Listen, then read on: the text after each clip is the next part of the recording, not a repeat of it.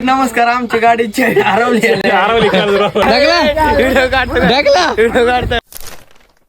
तर परवा जय श्रीराम. मी तुमचा गावाकडचा शुभ सकाळ सकाळ मस्त मध्ये रामाचं दर्शन घेऊन थोडं गावात गेलो तर ग्रामपंचायतीचं जोरात काम चालू आहे बरं का भावांना आपल्या गावात.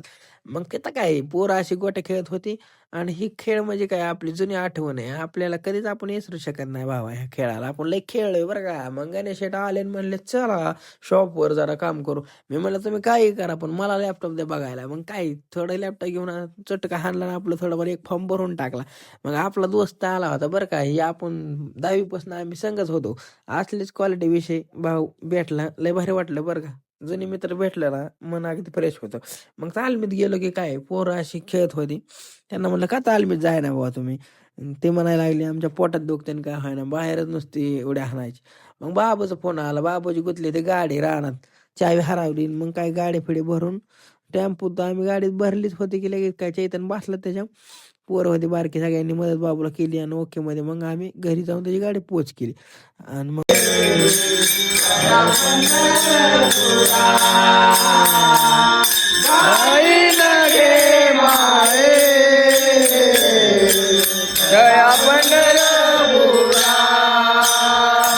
गावात असा हरेपाठ चालू होता. तर मग काय आम्ही बसलो जरा ऐकलो आणि मग संध्याकाळी येऊन हनुमान चालीसा म्हणली.